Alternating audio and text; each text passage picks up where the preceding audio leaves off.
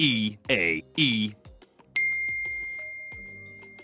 Welcome back, eyes and ears. It's Lo, and today I'm bringing the first ever power ranking to the channel. The link in the description should allow anyone and everyone the ability to vote on the upcoming power ranking. So do yourself a service and go ahead and put your vote in. It's a lot harder than you think, but let's start it off. In number 10 is Star Wars. Now, granted, this is a very successful franchise, but for me personally, it feels like the greater days was behind us. Now, I do believe in the new trilogy, the middle one, The Last Jedi, was the best film, but for whatever reason, the internet did not agree with me at that time, which caused the finale to be something of a hiccup. But they are holding on for dear life. They got Baby Yoda, Mando, and X-23 entering the world. I feel like it's a safe bet that they're going to be climbing the charts soon.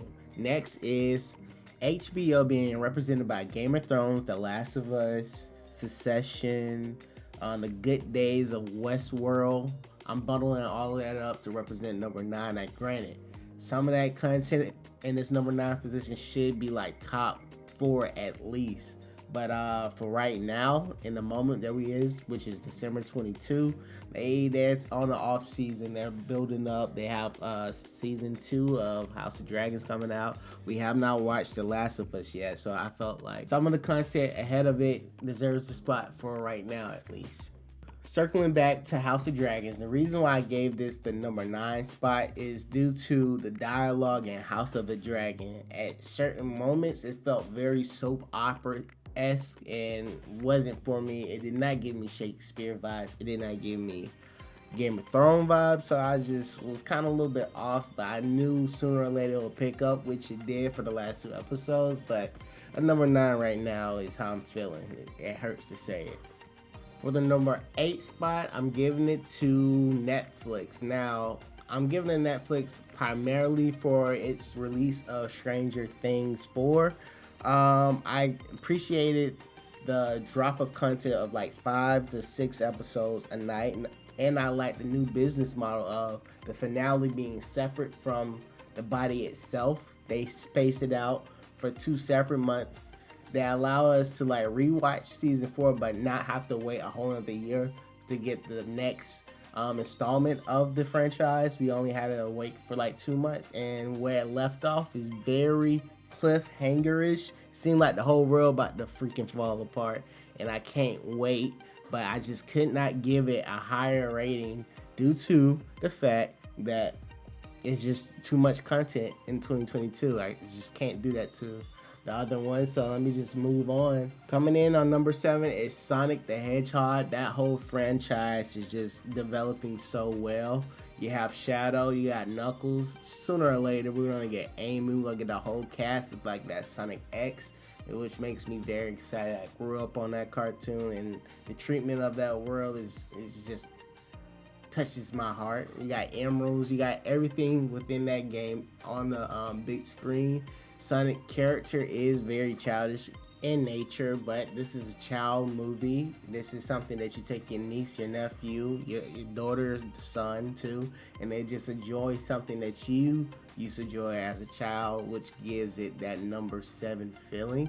I'm gonna go ahead and move on to the 6th spot, and the 6th spot is the DCU, aka DC comic book movies. You got Batman. Oh, let me scratch the Batman. You have Flash coming out. You got Shazam. You got Black Adam 2. Now, granted, Black Adam 2 was kind of poop. I like Dr. Fate in that movie, but I just didn't like the aspects of talking about demonic things. Now you got superheroes fighting demons. Like, what are we doing?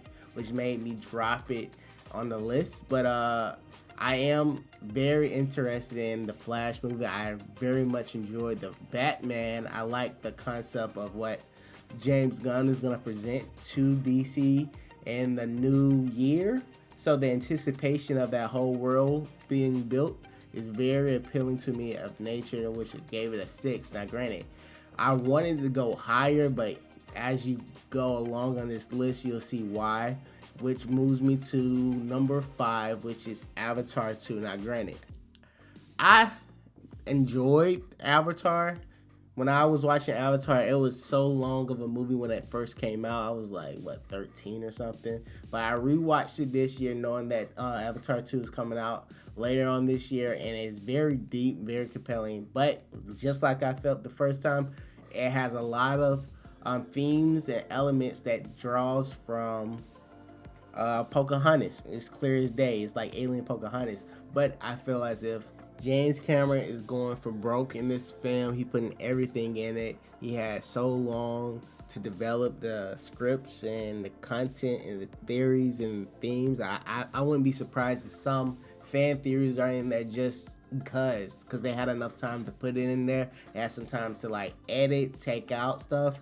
Granted, it might flop, but for sure this film will not be a meh film. It's like we hate it or we extremely love it. It's no in between for a movie like this. This is a global film and the world's gonna eat off of it. So even if we're not that into it, who to say Russia, China, anywhere this movie's gonna be released, they might be fanned out. So I'm very excited to see what this happen. I'm very excited to see where this world takes us in December. And for number 4, controversy begins now. I'm giving it to Super Mario Bros. Now granted, hear me out. I know that no movie was released in 2022, but that trailer, the world that they built in, I'm doing myself a disservice not ranking it higher to like number 3 maybe. There's like so many spin-offs can happen from this world. You got Luigi, you got Peach, you got Bowser, you got Donkey Kong, you got, and those are just the main characters. There's so many branch outs. There's gonna be so many worlds that come out of this one movie, and I'm banking on the fact that it's gonna be a hit. It's no way it can't hit. Like, I played Mario way too much. You played Mario way too much for this movie to fail. And we finally got to the top 3. And number 3 is SpiderVerse. Again, this movie hasn't come out, but what did come out was Spider-Man 3 No Way Home. I'm tying that all into the SpiderVerse. Sony Pictures. There's no way we get any of those films if Sony don't crack that deal with the MCU and allow that to happen. I'm so excited to see where all these worlds connect. It's like a mini show within a show when it comes to Spider-Man in the MCU. We have the animated movie coming out next year. Also, we have an Amazon produced show following Silk, the character. And for sure, Spider-Man 2099 will be getting his show. I'm just calling it right now. Another show probably come out of that is like the genetic or superior Spider-Man. There's so many different variations of Spider-Man that the audience knows and love and excited to see, that I'm banking that they're gonna give the MCU a run for this money. One character is probably gonna lap for sure 70% of the MCU. They like losing characters left and right. They're losing inches left and right. There's a little bit of fatigue going on in the MCU, but who knows? Only time will tell. Moving on to the number 2 spot, and I have to give it to the Transformers franchise. Yes, a trailer came out, and that trailer made it shoot up to spot number 2. Now, granted, hear me out. The next film, Transformers Rise of the Beast, might be a little tricky, but I grew up on Transformers. I know a world before like Avengers took over the world. I know a world before Iron Man was released, and all we had was Transformers, and I used to love watching those films, and I can't wait to go see it on the big screen again.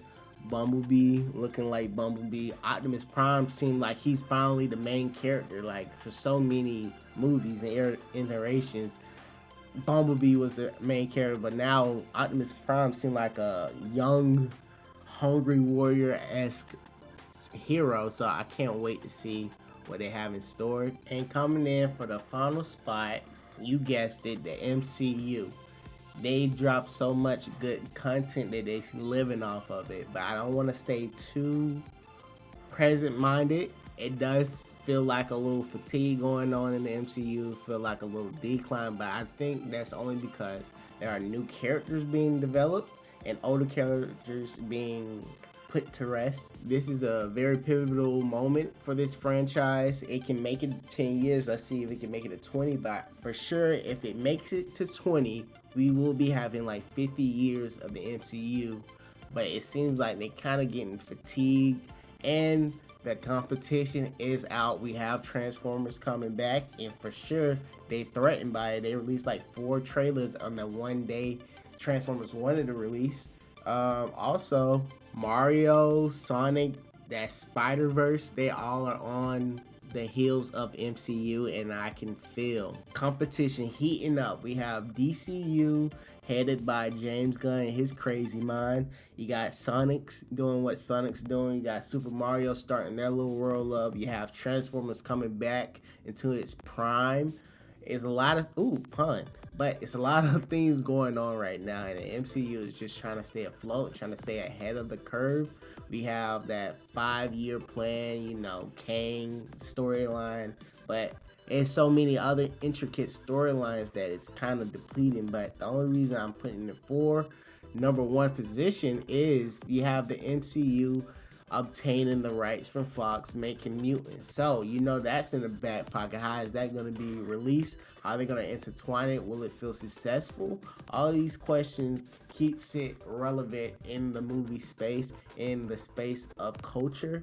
And I just doing myself a disservice, and I'll be lying to myself if I didn't give it a number 1. Granted, I would want Transformers to be number 1. Those my people, but I'm gonna have to give it back to the MCU. But who cares what I think? What do you think? Again, link in the description. You have the ability to vote. I want to see you guys vote to see like what the audience is saying, what this little channel audience is saying. I'm so excited to see and hear from you guys. If I messed up on a spot, don't be afraid to comment below. Like, I enjoy hearing from you guys, talking about those movies. Y'all make my day, and I appreciate that. And like always, I'll see you in another video.